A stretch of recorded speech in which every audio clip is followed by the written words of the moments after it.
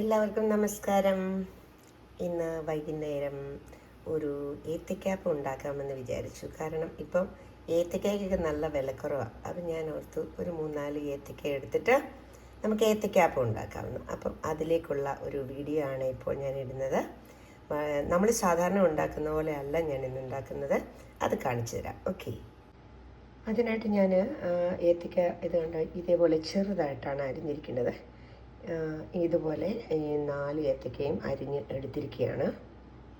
അതിനുള്ളതായ ബാറ്ററിനായിട്ട് ഞാൻ കുറച്ച് മൈദ എടുത്തു, കുറച്ച് അരിപ്പൊടി എടുത്തു, വറുത്ത അരിപ്പൊടി എടുത്തു, പിന്നെ ചില്ലി ഫ്ലേക്സ് എടുത്തു, കറിവേപ്പില എടുത്തു, ഉപ്പ്, മഞ്ഞൾപ്പൊടി, ഇത്രയാണ് ചേർത്ത് വച്ചിരിക്കുന്നത്. ഇനി നമുക്ക് ഇത് കുറച്ച് വെള്ളം ഒഴിച്ചൊന്ന് കലക്കിയെടുക്കാം. ഏത്തക്കാപ്പം ഉണ്ടാക്കുവാനായിട്ട് ഞാനൊരു പാന് സ്റ്റൗവിൽ വെച്ചു. അപ്പോൾ നമ്മുടെ പാനൊക്കെ ചൂടായി. ഇനിയും കുറച്ച് ഓയിൽ ഒഴിക്കുകയാണ്.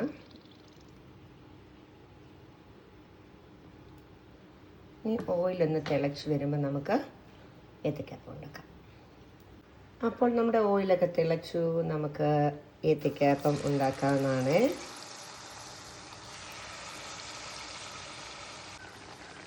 അത് വറുത്ത് കോരിയെടുക്കാനായിട്ട് ഞാനൊരു ബേസിനകത്ത് ടിഷ്യൂ പേപ്പറൊക്കെ വെച്ചിരിക്കുകയാണ് എണ്ണ പിടിക്കാനായിട്ട്.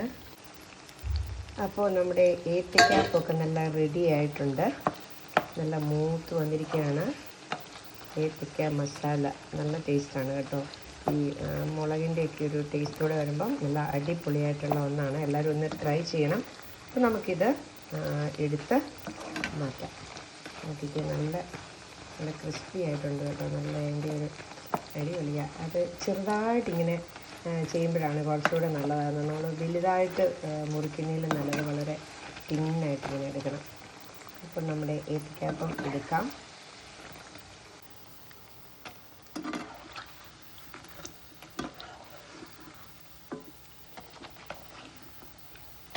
ട്രൈ ചെയ്ത് നോക്കണം. നമ്മുടെ വീട്ടിലുള്ള ഇൻഗ്രീഡിയൻസ് ഒക്കെ തന്നെയാണ്. എല്ലാ വീട്ടിലും നമുക്ക് പത്തലമുളകുണ്ട്, കറിവേപ്പിലയുണ്ട്, മല്ലിയിലയും കൂടി ഇടുവാണെങ്കിൽ നല്ലതാണ്. ഇപ്പം എൻ്റെ കയ്യിൽ മല്ലിയില ഇല്ലായിരുന്നുകൊണ്ടാണ് ഇങ്ങനെ ചെയ്തത്. കുറച്ച് ഉപ്പ്, മഞ്ഞൾപ്പൊടി, അതുപോലെ തന്നെ കുറച്ച് വറുത്ത അരിപ്പൊടി. അപ്പോൾ എല്ലാവരും ഒന്ന് ട്രൈ ചെയ്യണം.